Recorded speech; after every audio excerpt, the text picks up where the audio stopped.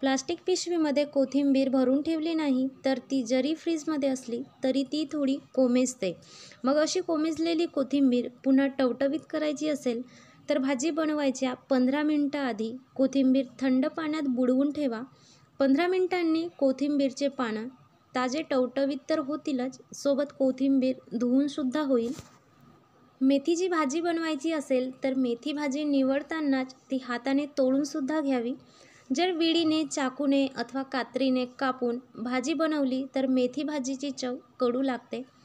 कोणतीही पालेभाजी असो, आधी स्वच्छ निवडून घ्यावी. स्वच्छ पाण्याने 2 ते 3 वेळा धुवून घ्यावी, नंतरच चिरावी. चिरल्यानंतर भाजी कधीही धुवू नये. रात्रीच्या जेवणाचे भांडे शक्यतो रात्रीलाच घासून, धुवून स्वच्छ करावे.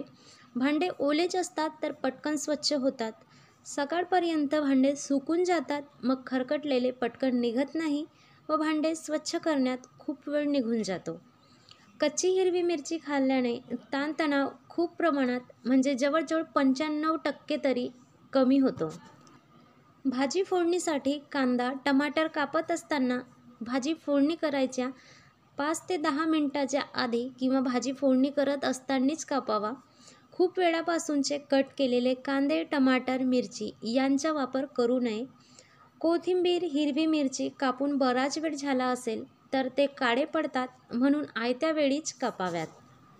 कपडे धुवायचे झाल्यास पांढरे कपडे वेगळे भिजवावेत, अन्यथा रंगीत कपड्यांचे रंगांचे डाग पांढऱ्या कपड्यांना लागू शकतात. रंग निघणारे कपडे वेगळेच ठेवून त्यांना सगळ्यात शेवटी धुवावे. कपडे धुण्यापूर्वी 15 मिनिटं आधी ते डिटर्जंट पावडरच्या पाण्यामध्ये भिजत ठेवावे. असे केल्याने कपड्यांवर असलेला मळ सैल होऊन पटकन निघतो व कपडे लवकर स्वच्छ होतात. लादी किंवा फरशी पुसताना पाण्यामध्ये जंतुनाशक लिक्विड अवश्य घालावा. प्रत्येक लादी पुसल्यानंतर पाणी अवश्य बदलून घ्यावे. नवीन लादी पुसण्यासाठी नव्याने दुसरे पाणी वापरावे. लादी पुसत असताना फॅन चालू करावा, म्हणजे लादी त्वरितच सुकली जाते. खूप जास्त वेळापर्यंत TV पाहण्याची सवय तुम्ही स्वतःलाही लावू नका व मुलांनाही लागू देऊ नका. जास्त वेळ TV पाहिल्याने डोळे तर खराब होतातच, शिवाय आपल्या कामांचे नियोजन देखील बिघडते. जर तुम्हाला झोप लागत नसेल तर एखादं आपलं शिल्लक राहिलेलं काम करा. झोप लागण्यासाठी स्लीपिंग पिल्सचा वापर अजिबात करू नका. हे आरोग्यासाठी धोकादायक असते. दररोजच्या आहारात तरल पदार्थ जसे वरण पाणी, ज्यूस, आंबील यासारख्या पदार्थांचा सेवन असू द्या. हेल्दी अन्न खा, हेल्दी राहा. स्वतःच्या आरोग्याची काळजी तुम्ही स्वतः घ्या, दुसऱ्यावर अवलंबून राहू नका. मोबाईल हाताळायचा असेल तर गरजेपुरताच हाताळा. मोबाईलपेक्षा तुमच्या परिवाराला, तुमच्या मुलाबाळांना वेळ द्या.